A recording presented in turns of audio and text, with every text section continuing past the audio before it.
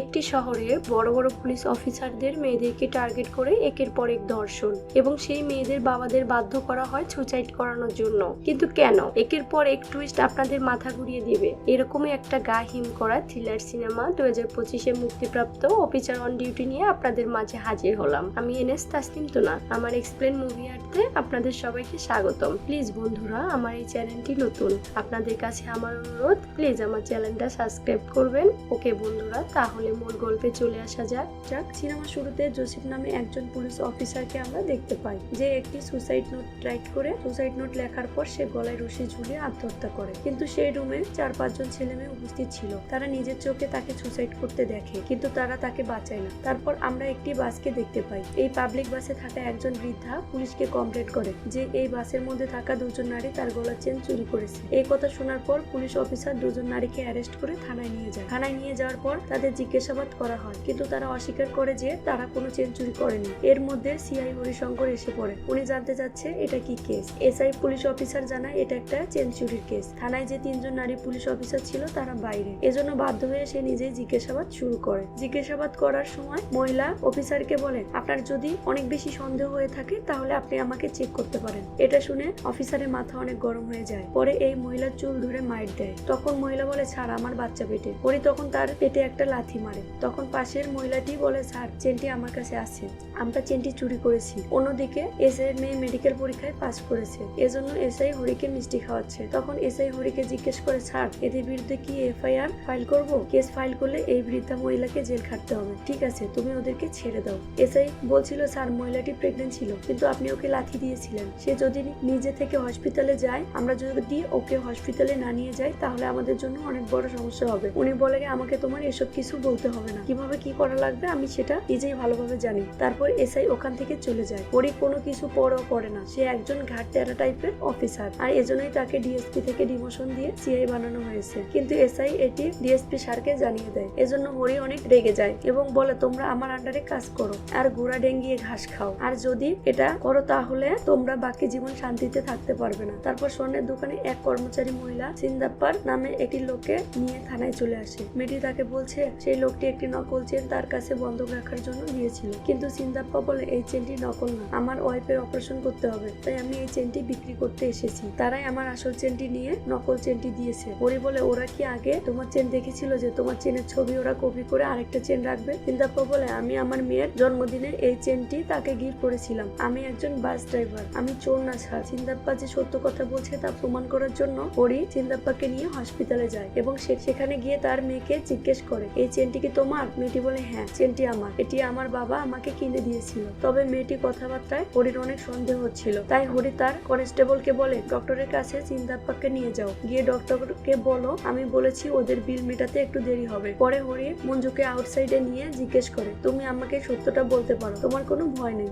তখন মঞ্জু বলে, স্যার আমি একটা প্রেম করেছিলাম, সেই ছেলেটি আমাকে ধোঁকা দিয়েছে এবং আমার চেনটি নিয়ে চলে যায়, সেজন্য আমি ভয়ে একটি নকল চেন তৈরি করি। পরে হরি সিন্দাপ্পাকে বলে, তোমার ওয়াইফের অপারেশন শেষ হলে তোমার মেয়েকে নিয়ে থানায় দেখা করে যাবে। সেখান থেকে বের হয়ে চেনটির ছবি তুলে তার টিমের সদস্যদের পাঠিয়ে দেয় এবং বলে, তোমরা সবাই চেক করো এই শহরের কোন জুয়েলারিতে এই চেনটি বিক্রি করা হয়েছে। তার কথা মতো 2 জন পুলিশ অফিসার কাজ শুরু করে। প্রথমে সেই দোকানে যায় যে দোকানটি থেকে সিন্দাপ্পা চেনটি কিনেছিল। ওখানে গিয়ে বুঝতে পারে যে তারা সিন্দাপ্পা আসলে চেনটি কিনেছিল আর এই চেনটি আসল ছিল। তারপর আসল চেনটি কোন জুয়েলারিতে বিক্রি করা হয়েছে সেটা খোঁজার জন্য তারা নেমে পড়ে, কিন্তু চেনটি কোনো জুয়েলারি দিয়ে বিক্রি করা হয়নি। তখন প্রবীণ ভাবে এটা অন্য কোনো ডিস্ট্রিক্টে হয়তোবা বিক্রি করা হয়েছে। সে আরো ভাবে তারা যদি সবগুলো জুয়েলারি শপ চেক না করে তাহলে হরি স্যার নিজে গিয়ে সব জুয়েলারি শপ চেক করবে, তাই চাকরি বাঁচাতে আমাদের সবগুলো জুয়েলারি শপ চেক করতে হবে। 30টা জুয়েলারি শপ খোঁজার পর সে আসল চেনটি পাওয়া যায় এবং তার সাথে আরো 2টি চেন বন্ধক রাখা হয়েছে। একটি চেন অরুণের, অন্য 2টি চেনের মধ্যে একটি চেন জোসেফ নামে একজন পুলিশ অফিসার কিনেছিল,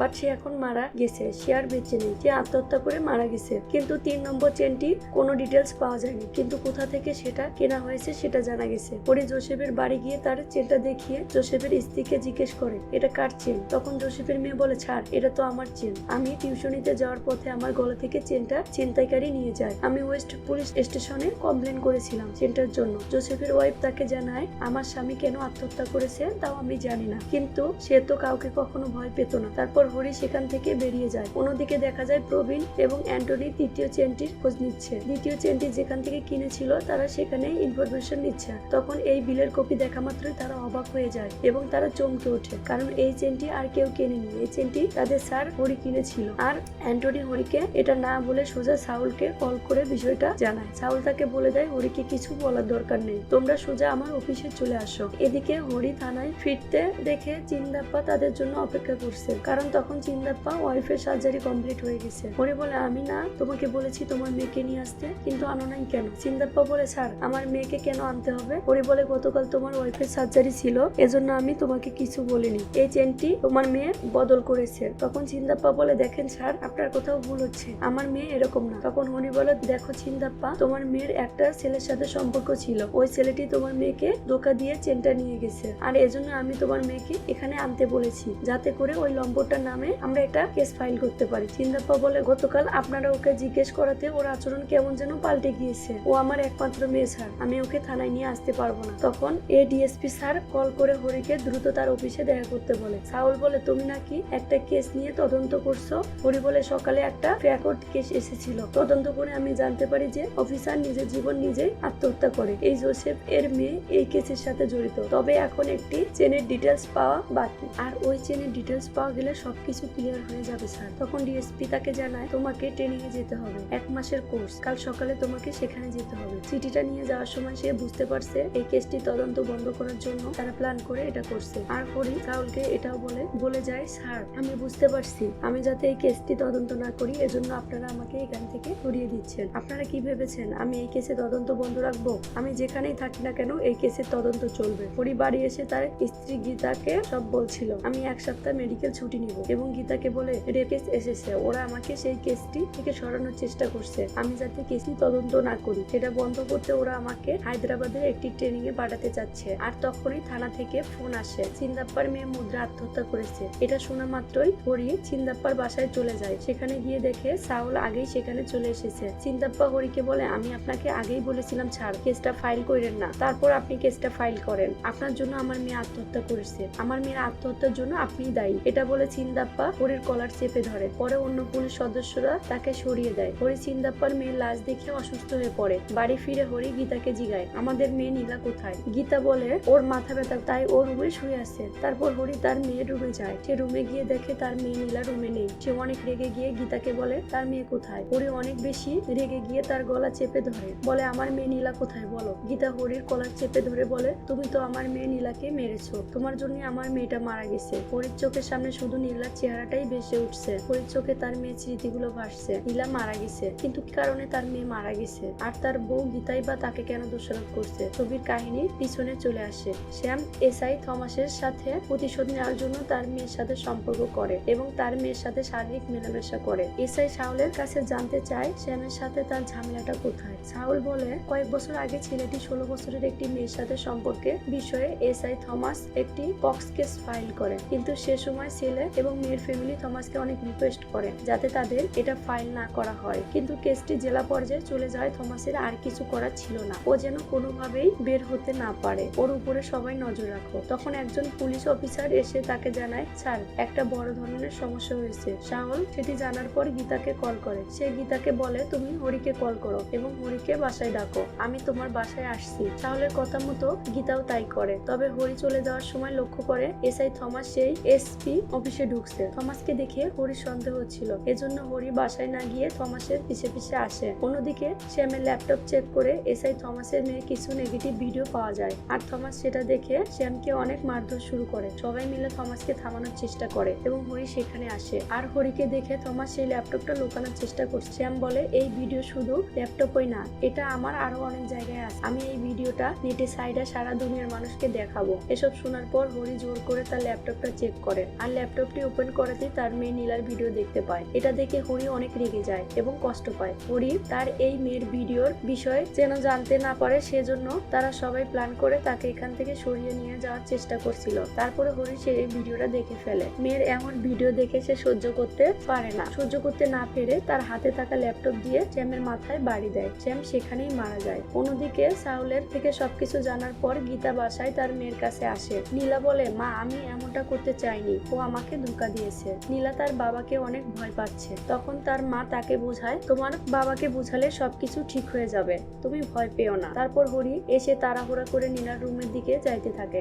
গীতা তাকে আটকায় এবং হরিকে অনেক বোঝানোর চেষ্টা করে, বলে ও তো ছোট মানুষ, ও বোঝেনি, তুমি শান্ত হও। তারপরও হরি শান্ত না হয়ে বলে, আমি আমার নিজের চোখে দেখেছি, ও ইচ্ছা করেই সবকিছু করেছে। তারপর সে গীতার কথা না শুনে দরজায় লাথি মেরে মেরে দরজা ভেঙে ফেলে। দরজা ভেঙে ফেলার পর সে দেখে নীলা আত্মহত্যা করেছে। নীলার ঝুলন্ত লাশ দেখে সে জ্ঞান হারিয়ে ফেলে। ওই রাতের ঘটনার পর হরিকে হসপিটালে নিয়ে আসা হয়। সাউল ডক্টরের সাথে কথা বলে, চলে আসে আগের কাহিনীতে। এদিকে সিন্দাপ্পা মঞ্জুর মৃত্যুর জন্য হরিকে দায়ী করছে। সিন্দাপ্পা হরিকে শাস্তি দিতে সে আইনে লড়াই করবে। আবার মঞ্জুর বডি দেখে এবং হরির সমস্যা দেখে হরির মেডিকেল রিপোর্ট করাতে চাচ্ছে না পুলিশ অফিসাররা। হরির সাইকোয়াটিক কোনো প্রবলেম নেই, তার মেয়ের মৃত্যুর জন্য সে নিজেকেই দোষী হবে। আর ওর মেয়ের মতো কেউ যদি এরকম করে মারা যায় তাহলে ওর উপর মানসিক চাপ পড়ে, আর এজন্যই সে অসুস্থ হয়ে যায়। তবে আমি ওর সাথে কথা বলেছি, ও এখন সম্পূর্ণ নরমাল, এটি ডক্টর বলে। যে 3টি চেন পাওয়া গেছে তার মধ্যে নীলার চেনটি দেখে হরি চিনতে পেরেছে। আর হরি বুঝতে পারে যে তার মেয়ের চেনটিও চুরি হয়নি, তার মেয়েকে এই রকম ভাবে ব্ল্যাকমেল করা হয়েছিল, আর সেজন্যই কেসটা নিয়ে লড়তে চাচ্ছে।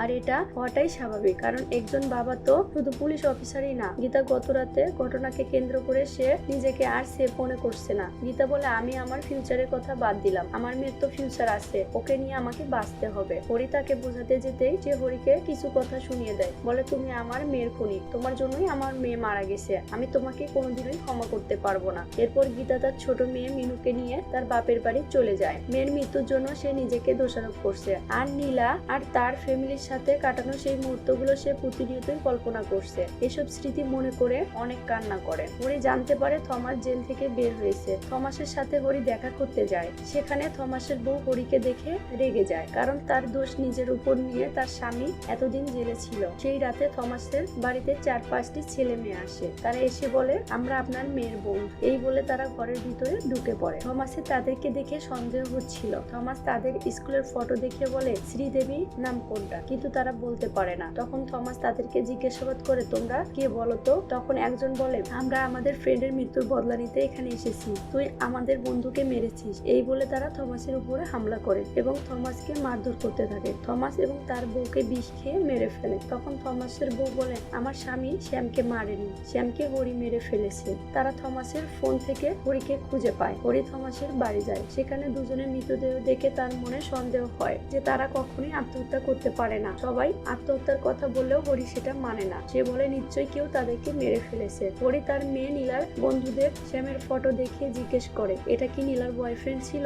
এটা দেখে তারা বলে, না, শ্যাম নীলার বয়ফ্রেন্ড না। এটা শুনে হরি টেনশনে পড়ে যায়। তাহলে শ্যামের ল্যাপটপে নীলার ভিডিও কই থেকে আসলো? শ্যামের সাথে অন্য কোনো ছেলের নিশ্চয়ই আছে। হরি জোসেফ নামে পুলিশের মেয়ের সাথে দেখা করে এবং তাকে জিজ্ঞেস করে, সত্যি করে বলো, তোমার চেনটি বেচেছো কেন? চেনটি বেচেছো নাকি চুরি হয়ে গেছে? পরে মেয়েটি জানায় সে একজনকে ভালোবাসতো। সে অনেক MMS তৈরি করে তাকে ব্ল্যাকমেল করে, সেজন্য সে চেনটি বিক্রি করে এবং তাকে অনেক টাকা দেয়। হরি শ্যামের ফটো দেখালে মেয়েটি তাকে বলে যে এই ছেলে নয়। তারপর আরো একটি চেন পাওয়া যায় যেটা এই মেয়েটি বিক্রি করে দিয়েছে। হরি তাকে জিজ্ঞেস করে, এটি কোথায় পেয়েছে? সে জানায় শপিং মলে ওয়াশরুমে একটি প্যান্টের ভিতর পেয়েছে। সে ডেট অনুযায়ী হরি সিসিটিভি চেক করে সে দেখতে পায় একটি মেয়ে হ্যান্ডব্যাগ রেখে শপিং মল থেকে চলে যায়। সেই হ্যান্ডব্যাগে চেনটি পাওয়া যায়। মেয়েটি সেই শপিং মলের ম্যানেজারের সাথে কথা বলছে। হরি শপিং মলের ম্যানেজারের সাথে দেখা করতে আসে। দেখা করতে এসে সে জানতে পারে মেয়েটির নাম অ্যানা। তারা আগে একসাথে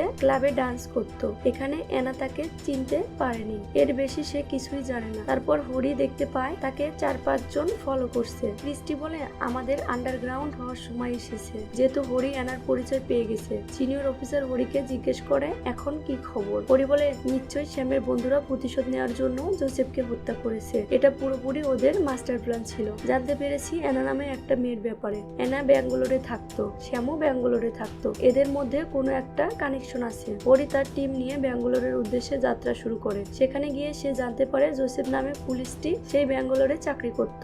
একটি ব্যাপার হচ্ছে, হরি এখানে ভালোভাবে খেয়াল করে যে এই গ্রুপটা শুধুমাত্র পুলিশদের মেয়েদেরকে টার্গেট করছে এবং তাদেরকেই রেপ করছে। অন্যদিকে সেই বদমাইশগুলো ব্যাঙ্গালোরে ফিরে গিয়ে ইচ্ছামতো নেশাপানি করছে। মাদক দ্রব্য তাদেরকে খাওয়াইয়া তাদের নেশাগ্রস্ত করে তাদের নেগেটিভ ভিডিও তৈরি করে এবং তাদেরকে রেপ করে তাদের ভিডিও বানায় এবং ভিডিও বানানোর পর তারা তাদেরকে ব্ল্যাকমেল করে। হরির টিম সমস্ত ব্যাপারে এনার ব্যাপারে জিজ্ঞাসাবাদ শুরু করে। এদিকে এনা নামের মেয়েটি সেই ক্লাবে অর্থাৎ একটি বারে দেখতে পাওয়া যায়। এনাকে যে ফলো করা হচ্ছে সেটা সে বুঝতে পেরে গাড়ি নিয়ে সেখান থেকে পালায়। পিছনে হরি তার টিম নিয়ে গাড়ির পিছনে পিছনে ফলো করতে থাকে। এনা ক্রিস্টিকে ফোন করে সবকিছু বলে। ক্রিস্টি বলে তুমি দ্রুত গাড়ি চালিয়ে আমার কাছে আসো। এনা দ্রুত গাড়ি চালানোর সময় তার গাড়িটি অ্যাক্সিডেন্ট করে। এনা অ্যাক্সিডেন্ট করা মাত্রই সেখানে সে মারা যায়। তার ডেড বডিটি পোস্টমর্টম করার জন্য হসপিটালে আনা হয়। হরি ডাক্তারকে বলে কেউ যদি এনাকে দেখতে আসে তাহলে যেন আমাকে খবর দেওয়া হয়। একটু পর ডক্টর সেখানে এলে তার টিমের সব বন্ধুদেরকে দেখতে পায় এনার পাশে। ওদের দেখে সন্দেহ হওয়ার সাথে সাথেই ডক্টর হরিকে কল দেয়। তবে হরিকে কিছু বলার আগে ওরা ডক্টরের ফোনটি ভেঙে ফেলে। তখন হরি বুঝতে পারে যে ভিতরে কোনো একটা ঝামেলা হয়েছে। তারপর হরি দৌড়ে মর্গের ভিতরে চলে আসে। মর্গের ভিতরে আসা মাত্রই ওরা 4 জনকে দেখতে পায়। তারপর সবাই সেখানে অনেক মারামারি করে। মর্গের ভিতরে অনেক যন্ত্রপাতি থাকায় ডক্টর এবং হরিকে ইচ্ছেমতো কুপিয়ে সে সেখান থেকে চলে যায়। প্রথমে শ্যামের মৃত্যু হয়েছে, তারপর এনা মারা গেছে। এখন তারা 4 জন আছে। তখন একজন প্ল্যান করছে এই কেসের সাথে যুক্ত সবাইকে তারা মেরে ফেলবে। অন্যদিকে হরির আঘাতটা একটু কম ছিল। তবে ডক্টর কণিকা হরিকে ডেকে জানায় এই 2টি মেয়েকে সে দেখেছে যারা স্কুলের বাচ্চাদেরকে ড্রাগস বিক্রি করত। এই অপরাধের জন্য পুলিশ তাদেরকে অ্যারেস্ট করেছিল আর ড্রাগস সেন্টার থেকে ওদেরকে এখানে ট্রিটমেন্টের জন্য আনা হয়েছিল। ওরা এতটাই আক্রান্ত ছিল যে ট্রিটমেন্টের সময় ওদেরকে কোনোভাবে কন্ট্রোল করা যাচ্ছিল না। এরপর জেল থেকে তথ্য নিয়ে জানা যায় যে মেয়েটি মারা গেছে, তার নাম এনা। তবে এনার সাথে আরো 2 জন ছিল, যার একজনের নাম সেলিম, অন্যজনের নাম শ্যাম। আত্মহত্যা করে মারা গিয়েছে। এই সিআই জোসেফই ওদেরকে অ্যারেস্ট করেছিল। এদেরকে অ্যারেস্ট করা এই সিআই জোসেফ তো মারা গিয়েছে। সিআই জোসেফের সাথে একজন কনস্টেবল ছিল যার নাম মূর্তি। তারপর হরিরা কনস্টেবল মূর্তির কাছে যায়। মূর্তিকে 3 জনের ফটো দেখালে মূর্তি ওই রাতে আসল ঘটনা তাদেরকে খুলে বলে। চীন চলে যায় সেই রাতে। ওই রাতে একটি বাস থেকে পুলিশকে কল করে জানানো হয় তাদের বাসের ভিতরে 3 জন ব্যক্তি কাছে ড্রাগস আছে। আর এই নিউজ পাওয়ার পর সিআই জোসেফ তার টিম নিয়ে উপস্থিত হয়। আর এই বাসের মধ্যে সেলিম, এনা ছিল। জোসেফ শ্যামের ব্যাগ চেক করে বিপুল পরিমাণ ড্রাগস পেয়ে তাদের 3 জনকে অ্যারেস্ট করে থানায় নিয়ে আসে। আসার সময় ওরা 3 জন খেয়াল করে ওদের কাছ থেকে যে ড্রাগসটা জোসেফ উদ্ধার করেছিল সেই ড্রাগসটা সে নিজেই সেবন করছে। আর এটা দেখে শ্যাম তাকে অফার করে, স্যার আপনি কত টাকা চান, আমরা আপনাকে দিব। তখন জোসেফ বলে আমার টাকার প্রয়োজন নেই, আমার অন্য কিছু দরকার। জোসেফ তখন এনাকে চেয়ে বসে, কিন্তু ওরা কিছুতেই রাজি হয় না। এক সময় জোসেফ এনার শরীরে হাত দেওয়ার চেষ্টা করে। তখন তাদের ভিতরে স্ট্রাগল হয়। এনা জোসেফের মুখে থুতু দেয়। আর এই রাগে জোসেফ তাদেরকে থানায় নিয়ে গিয়ে একটি নির্জন জঙ্গলের ভিতরে নিয়ে যায়। তখন শ্যামকে গাড়িতে বেঁধে রেখে তারা মেয়ে 2 জনকে রেপ করে। আর এসব জানার পর ফিরে এসে এসিপি কে জানায় ওই রাতে ওদের সাথে যা হয়েছিল তাদের বদলা নিতেই সিআই জোসেফের মেয়েকে রেপ করা হয়। জোসেফকে সেই ভিডিও পাঠিয়ে ব্ল্যাকমেল করে তাকে আত্মহত্যার জন্য বাধ্য করা হয়েছিল। আর এসআই থমাসের বেলাতেও এমনটা হয়েছে। সিআই জোসেফ এবং এসআই থমাসের সাথে যেটা হয়েছে সেগুলো না হয় বদলা নেওয়ার জন্য, বাকি ছিল চিন্দাপ্পা। চিন্দাপ্পার সাথে ওদের কি লিঙ্ক রয়েছে সেটা জানার জন্য চিন্দাপ্পাকে সেখানে ডাকানো হয়। আর তাকে ওদের ফটো দেখালে সে তাদের 3 জনকেই চিনে ফেলে। আর সিন চলে আসে সেই রাতে। আমরা জানি চিন্দাপ্পা একজন বাস কন্ডাক্টর। এই রাতে বাসের ভিতরে যে ঘটনাটি ঘটেছিল চিন্দাপ্পা ওই বাসেরই কন্ডাক্টর ছিল। বাসের যাত্রীরা ওদেরকে ড্রাগস নিতে দেখে ঝামেলা করে। তখন চিন্দাপ্পা ওদেরকে বাসের ভিতরে লক করে পুলিশকে কল করেছে। তার মানে চিন্দাপ্পার উপর প্রতিশোধ নিতে ওরা চিন্দাপ্পার মেয়েকে এই বিষয়ে ফাঁসিয়েছে। চিন্দাপ্পা সবকিছু জানার পর কিছুতেই বিশ্বাস করতে পারছে না যে ওই ঘটনার জন্য তারা মেয়েকে ফাঁসিয়েছে। সে তার মেয়ের মৃত্যুর জন্য হরিকেই দায়ী করছে। আর এজন্য সে আইনের লড়াইও করবে। ওরা সবকিছুর বদলা নেওয়ার জন্য করেছে। হরি তো ওদের কাছে কোনো কিছুই করেনি, তাহলে ওরা হরির মেয়ের সাথে কেন এসব করছে? আর এই প্রশ্নের জবাব খুঁজতে হরি গীতার সাথে দেখা করে। আর গীতাকে ছবি দেখাতে আমরা জানতে পারি গীতা ওই রাতে নীলাকে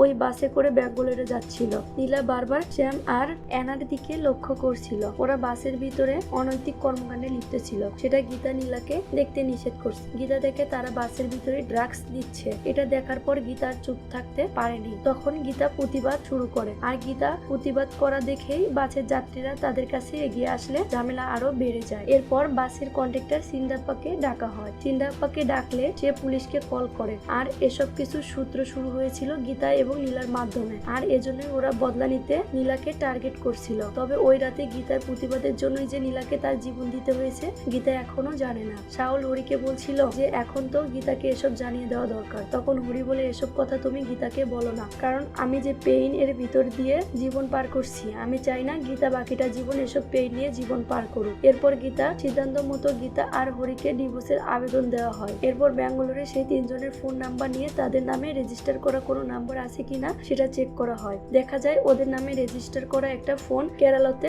অন হয়েছে, তাও সেটা চন্দনের বাড়ির পাশে 15 মিনিট আগে। আর এটা শোনা মাত্রই হরি বুঝতে পারে ওরা এখন চন্দনকে মারতে আসছে। আর হরি তখন চন্দনের বাড়ির উদ্দেশ্যে বেরিয়ে পড়ে। পুলিশের একটি টিমও সেখানে যায়, কিন্তু বাড়িতে গিয়ে তারা দেখতে পারে চন্দন বাড়িতে নেই। হরিরা খোঁজ করতে বাস স্ট্যান্ডে যায়, তখন ক্রিস্টি আর তার বন্ধুরা মিলে চন্দনকে ছুরি মেরে সেখান থেকে পালিয়ে যায়। অবশ্য তখনই হরিরা চন্দনকে সেখান থেকে উদ্ধার করে, তবে হরি স্পষ্ট বুঝতে পারে ওরা সবাইকে মেরে ফেলবে। এখন শুধু বাকি আছে গীতা। এজন্য হরি গীতার বাবার বাড়ির উদ্দেশ্যে বেরিয়ে পড়ে। তখন গীতা তার বাবাকে খাবার দিচ্ছিল, তখনই গীতা লক্ষ্য করে মিনু রক্তাক্ত অবস্থায় এগিয়ে আসে। আর এরপরে দেখা যায় ক্রিস্টিরা সবাই মিলে বাড়িতে ঢুকে পড়েছে। ক্রিস্টি সবাইকে জিম্মি করে হরিকে কল দেয়, আবার গীতাকে নীলা সেই ভিডিও দেখা। গীতা অসহায়। এদিকে লাভকে দেখা যায় গীতার বাবার পাশে বসে সিগারেট খাচ্ছে। গীতার বাবার সামনে গ্লাসে অ্যালকোহল ছিল। গীতার বাবা বুদ্ধি করে লাফের মুখে ছুঁড়ে মারা মাত্রই সিগারেটের আগুন থেকে পুরো শরীরে আগুন লেগে যায়। আর এটা দেখে তার বন্ধুরা দৌড়ে এসে তাকে বাঁচানোর চেষ্টা করে। আর এই সুযোগে গীতার বাবা গীতাকে তার বন্দুকটা বের করতে বলে।